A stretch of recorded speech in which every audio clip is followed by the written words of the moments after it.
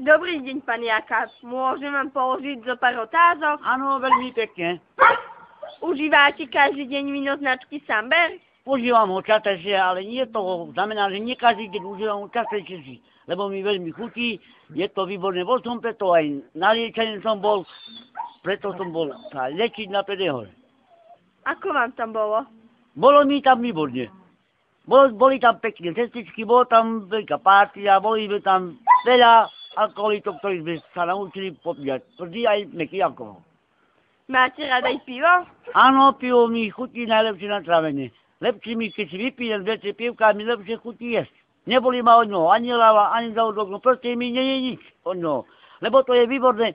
Pivo je lepšie ako tá naša kvasná voda, šťava, čo sa volá.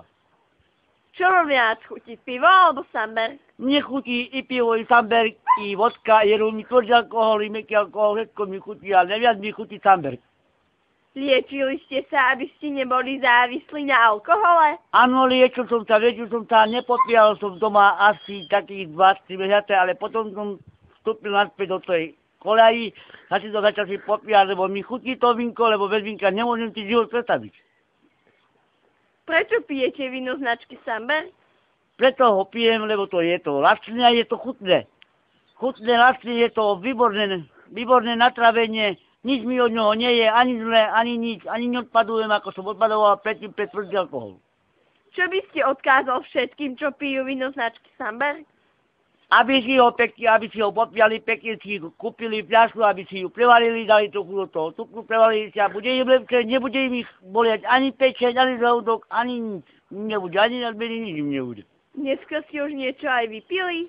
Nie, lebo som si ešte nezarobil. Zarobím si, zase si vypijem. Ďakujem. Vypijem si, dneska si ešte vypijem, ale najprv si idem teraz si zapajčiť a si vypijem. Koľko budem mať, chutí si vypijem ho.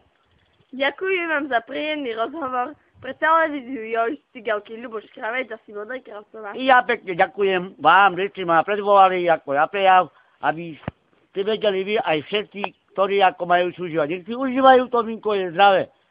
To nie je nejaká chyba, preto vinko je zdravé, je to aj vlastné a je zdravé, veľmi chutné, že sa nikomu nič nestane.